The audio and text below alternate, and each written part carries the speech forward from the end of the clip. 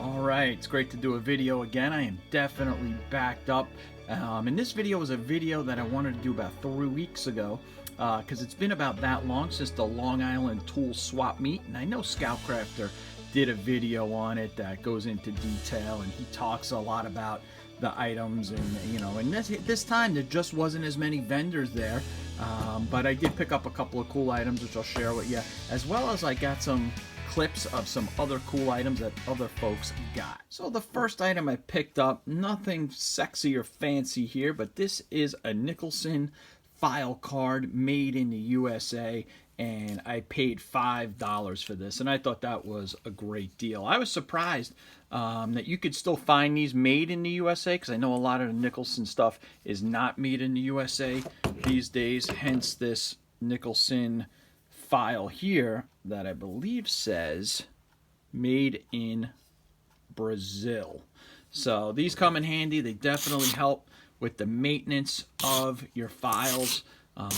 You keep them clean, get the metal out of them, and they definitely will last a lot longer. The other thing with files that's always important is that you just use them in one direction and not use them necessarily back and forth, as that will eat the life up on them. So I did see that these are going for $12+ these days, and I think I got a pretty good deal for $5. All right, and the next item I got is a snap-on. How cool is that? This is your metric, your Allens, your hex, and as you can see here, it says snap-on Kenosha, Wisconsin, and it's got the 4 through 10 mil.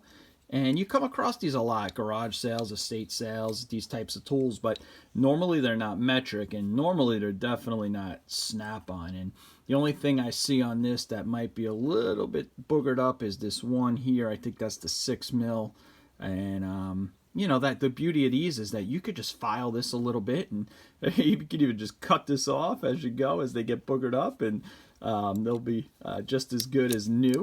And I did notice that I did know that I had a metric one, but I wasn't exactly sure of the sizes on it. I have this SK one, go figure, and this goes 3 through 10 mil. But when I compared them, the one thing I noticed is that you could see the size of the snap-on are a little bit longer. So for $10, I thought that was a great find. Altogether, I got 15. I paid $15. Just sometimes, hey, there's not as many things to find, but take a look at these cool items some other folks found.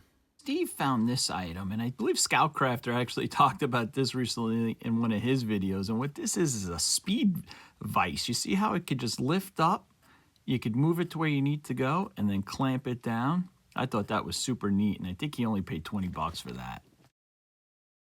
And this next item Bruce had, he was looking to sell a beautiful Craftsman drill case, and inside he had some old Black & Decker drills. But look at this, when you open it up, boom, it lifts up for a quick draw. I thought that was pretty funny. This next item is another item Bruce had that I thought was just so cool and never seen before, and it's a Starrett screw slotter. So similar to a hacksaw blade, but these are a lot wider. They're about 8 inches long, and what you do with that is you put it in a handle of a similar type hacksaw handle, and you would cut, or reprofile a slot into a screw or into a bolt, so that way a blade of a screwdriver would fit in there nicely.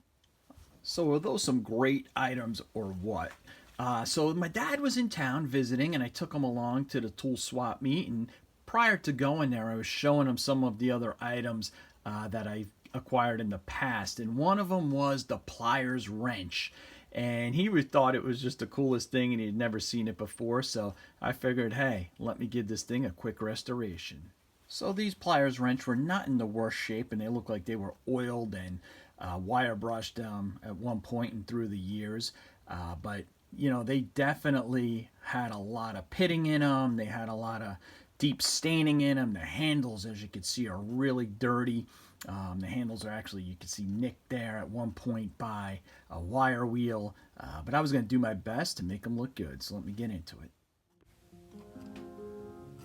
So as usual, starting off with the wire wheel, then over to the fiber wheel, and this gives me a good idea of what I'm dealing with.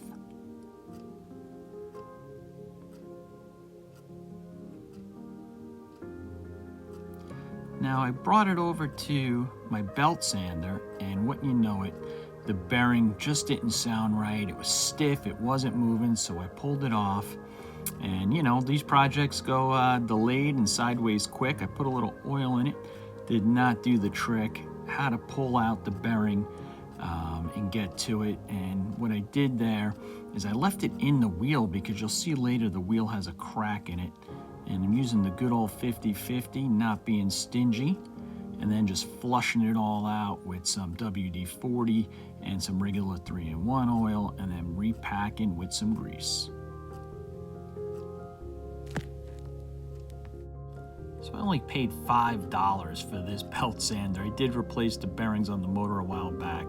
They were ones that I could not repack, and they were welded to the spindle, so they were a little bit challenging, but this worked out pretty well. And here you can see the crack in the wheel that I found when I took it off, so that's why I didn't bang the bearing out. And I'm just cleaning the crack a little bit since there was grease in there, and then laying in a nice heavy bead of just crazy glue.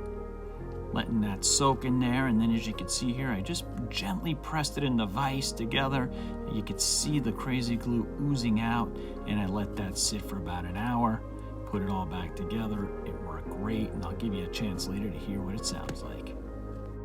Funny thing is, since shooting this video, I came across an amazing belt sander, so stay tuned for a future video to see that. And I enjoy repairing these things, so that was fun. And then just back to the fiber wheel, and now here's the belt sander. Let's take a listen.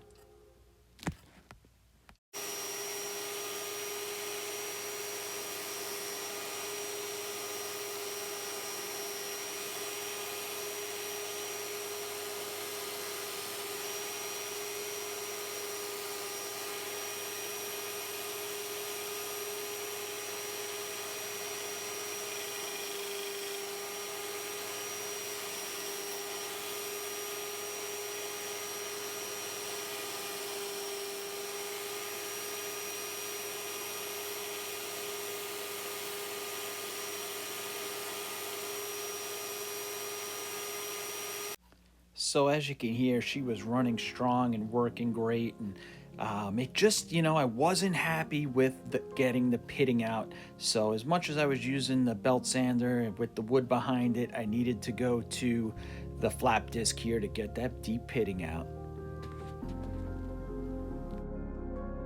One final blend here. So that little one there is a little bit softer, and the one on the right is a little bit stiffer, and between the two of them I blend all of the grinding marks out. Alright, so you remember what these looked like before. They definitely were very dirty and had years of grime on them, and here's what they look like now. And I'm pretty happy with the way they came out.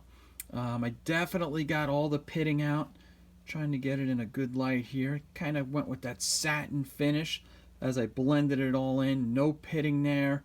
The handles were super grimy and dirty. I used some goop on them for a long time.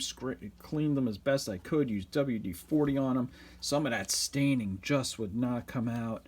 But they are a million times better, and they seem to be working great. So I'm not going to go into super detail on these. Scoutcrafter did a video on this. I'll put the link in the description below, maybe a year or two ago, and he's got a super great collection, and he'll go into all the different types they have on these if you wanted to learn more about these. But I'm very happy with these. These will, you know, I don't know if I'll necessarily use these, but they're a great quality. They came out great. Just look at how the jaws came out. I was able to file and grind in there. You know, there was a couple of things I didn't want to force and push, like these jaws here. You know, there was only so much I could do with these, being that I didn't want, you know, this, I was afraid if I took too much metal off this, it would cause too much slop and play in here, and I did not want to mess with the function of the tool. And as you can see, I didn't want to get too close into here, as you can't take these apart. I did get in there with the wire wheel and the fiber wheel the best I could, but the surface areas on them I think are just great. I mean, there is not an ounce of pitting. Feels nice and smooth, and the handles are as good as they're gonna get. So like and subscribe. I got some great tool hauls upcoming. I'm working on some other restos as well, and I will see you in the next one. Thanks for watching.